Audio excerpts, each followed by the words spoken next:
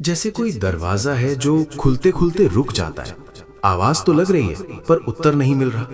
और फिर अचानक किसी दिन मन में ये प्रश्न उठता है कि क्या नाम जप में भी कोई ऐसी बात है जिसे हम समझ नहीं पाए? क्या केवल माला फेरना ही पर्याप्त है या उसके पीछे कोई और सूक्ष्म रहस्य छिपा है? क्योंकि शास्त्रों ने तो नाम को इतना शक्तिशाली बताया है कि वही साधन भी है और वही साध्य भी, वही पथ भी है और वही पार लगाने वाली नाव भी। फिर ऐसा क्यों होता है कि कुछ लोगों का जप उनके जीवन को बदल देता है और कुछ लोग वर्षों जप करने के बाद भी वहीं खड़े रह जाते हैं? जब मन शांत होकर इस प्रश्न के साथ बैठता है, तब धीरे धीरे ये अनुभव होने लगता है कि नाम जप केवल शब्दों का उच्चारण नहीं है, ये तो भीतर की दिशा बदलने की प्रक्रिया है। रामचरितमानस में तुलसीदास जी ने संकेत दिया कि नाम वो दीपक है जो भीतर और बाहर दोनों को प्रकाशित करता है।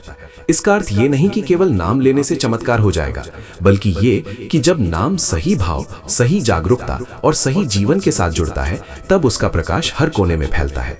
और यहीं से 3 सावधानियों की बात शुरू होती है जो साधना को साधारण से असाधारण बना देती हैं।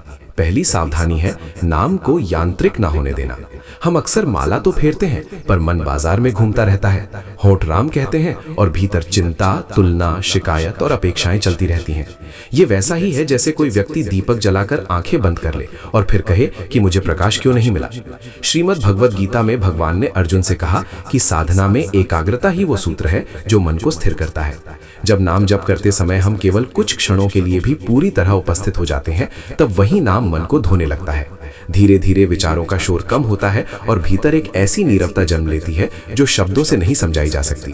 कबीर दास ने कहा था, माला फेरत जुग गया, मन का फेर ना होए। और आज के जीवन में इसका अर्थ ये है कि यदि मोबाइल हाथ में हो और जप चल रहा हो तो वो जप नहीं, केवल एक आदत है। सावधानी ये है कि नाम को समय दें, उसे सम्मान दें, उसे अपने जीवन का सबसे शांत क्षण बनाएं। दूसरी सावधानी है जीवन और जप में अंतर ना रहने देना। ये बहुत सूक्ष्म बात है क्योंकि हम अक्सर सोचते हैं कि जप तो पूजा के समय होता है और जीवन तो अलग है। लेकिन उपनिषदों ने बार बार कहा कि सत्य वही है जो हर क्षण में उतरे। यदि जप के बाद हमारा व्यवहार वैसा ही है, क्रोध, ईर्ष्या, कटु वचन, तो समझना चाहिए कि नाम अभी होठों तक ही है, हृदय तक नहीं पहुंचा। सूरदास ने अपने पदों में बार बार ये भाव दिया कि भक्ति का अर्थ है स्वभाव का बदलना। आज के समय में इसका सरल अर्थ यह है कि यदि नाम जप करने वाला व्यक्ति थोड़ा अधिक धैर्यवान हो जाए, थोड़ा अधिक करुणामय हो जाए, तो समझिए कि जप भीतर उतर रहा है। ये सावधानी हमें दिखाती है कि नाम केवल मांगने का साधन नहीं, बल्कि बनने की प्रक्रिया है। तीसरी सावधानी है नाम को सौदे की तरह ना लेना।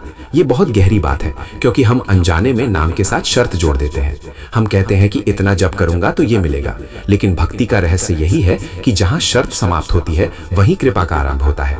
गरुड़ पुराण और अन्य पुराणों में यह संकेत मिलता है कि सच्चा जप वही है जिसमें अपेक्षा नहीं, समर्पण होता है। जब हम नाम लेते हैं और कहते हैं कि जो उचित होगा वही देना, तब भीतर का भय भी कम होने लगता है। जीवन में जो मिल रहा है उसे स्वीकार करने की शक्ति आती है और जो नहीं मिला उसकी कमी भी चुभती नहीं।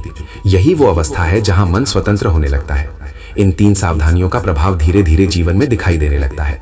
मन में बिना कारण प्रसन्नता रहने लगती है, छोटी छोटी बातों पर प्रतिक्रिया कम हो जाती है और सबसे बड़ा परिवर्तन ये होता है कि हमें अपने भीतर एक साथी का अनुभव होने लगता है, जैसे हम अकेले नहीं हैं। यही वो स्थिति है जिसे संतों ने नाम का रंग चढ़ना कहा है।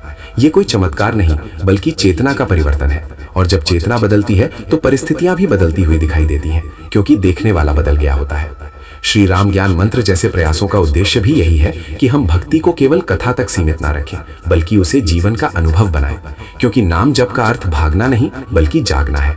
ये हमें संसार से दूर नहीं ले जाता, बल्कि संसार में रहते हुए स्थिर रहना सिखाता है। जैसे समुद्र में लहरें उठती रहती हैं पर उसकी गहराई शांत रहती है। धीरे धीरे ये समझ आने लगती है कि जो हम चाहते थे वो बाहर नहीं, भीतर बन रहा है। और यही वो क्षण होता है जब इच्छाएं भी बदलने लगती हैं।